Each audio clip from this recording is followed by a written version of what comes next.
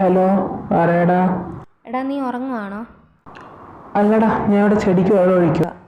ഓ, നീ ചെടിക്ക് വെള്ളം ഒഴിക്കുമായിരുന്നോ? എങ്കിൽ നീ ചെടിക്ക് വെള്ളം ഒഴി, ഞാൻ പിന്നെ വിളിക്കാവേ.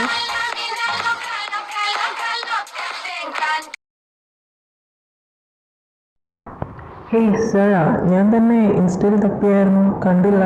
അത് ചേട്ടാ, എനിക്ക് ഇൻസ്റ്റയില്ല. ഓ, എങ്കിൽ തൻ്റെ വാട്സപ്പ് നമ്പർ. ഓ പോയോ.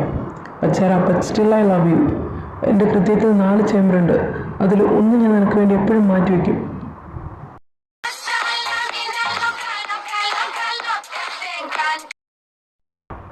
ശ്രേയമോളെ, നിന്റെ ചയം വന്നടി.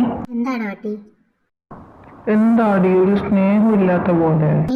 ഞാൻ നല്ലപോലെ സ്നേഹിക്കാം. മോന്റെ സർക്കിട്ട് ഒക്കെ കഴിഞ്ഞു. അന്നത്തെ രാവിലെ വന്ന കണ്ട മഞ്ഞുവിനെയും കുഞ്ചുവിനെയും എടുത്ത് പോയിട്ട് അവസാനം എൻ്റെ അടുത്ത് വന്നേക്കുന്നവൻ.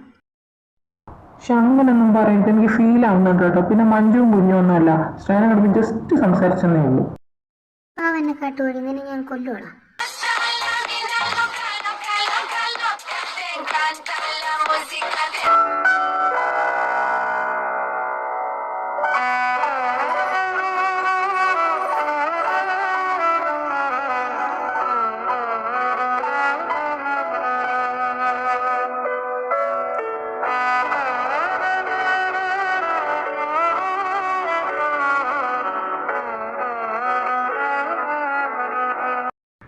എടാ, നീ എഴുന്നേക്കുന്നോ അതോ ഞാൻ വെള്ളം കോരി ഒഴിക്കണോ?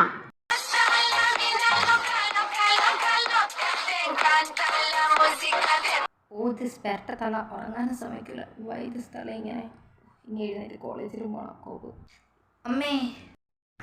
എന്താ പറ്റിയടാ? എന്താ കിടന്ന് അലർന്നേ? നത്തിങ് മാമ, ഒന്നും പറ്റിയില്ല. അയ്യോ, എൻ്റെ നാട്.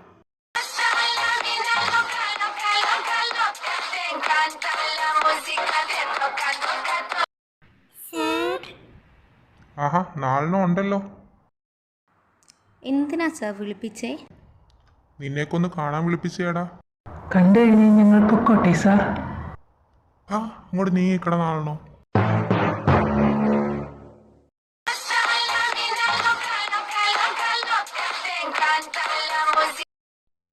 എടാ സിദ്ധു, വേടാ നമുക്ക് ബിങ്കോ കളിക്കാം. ആടാ, എങ്ങനെ അവളെയും കൂടെ വിളി. നമുക്ക് എല്ലാവരും കൂടി ഒരുമിച്ച് കളിക്കാം ബിങ്കോ. അവളെ നീ നോക്കണ്ട. നാടെ പൂച്ച ഇറങ്ങുന്ന കൊന്നും അറിയാത്തവരെ കിടന്ന് ഇറങ്ങുന്നുണ്ടല്ലേ പൂച്ചക്കുട്ടി. കള്ളക്കളി ഞാൻ സമ്മതിക്കില്ല. നിർത്തിക്കുയിക്കളി ഇവിടെ. അയ്യോ, എൻ്റെ അമ്മയെ ഭൂമി അവസാനിച്ച്. അയ്യോ അയ്യോ, സ്വപ്നമായിരുന്നു. എന്താ അവിടെ ഇവിടെ ക്ലാസ് എടുക്കുന്ന കണ്ടൂടെ?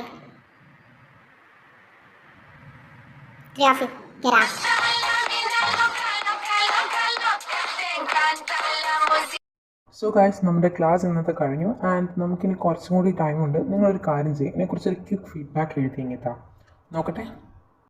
സാർ, എന്താടാ, മുള്ളാൻ പറ്റുന്നോ? അല്ലാതെ ഇങ്ങനെ കൈവെക്കാറില്ലല്ലോ. No sir, feedback. സർ, സത്യം പറയാലോ, സാറിൻ്റെ ക്ലാസ് ഭയങ്കര പോറാണ്. ഈ ശ്രേയൊക്കെ ഇരുന്ന് ഉറങ്ങുക. അല്ലെങ്കിലും ചില പോറന്മാർക്ക് എൻ്റെ ക്ലാസ് പോറായിട്ടേ തോന്നത്തോളൂ.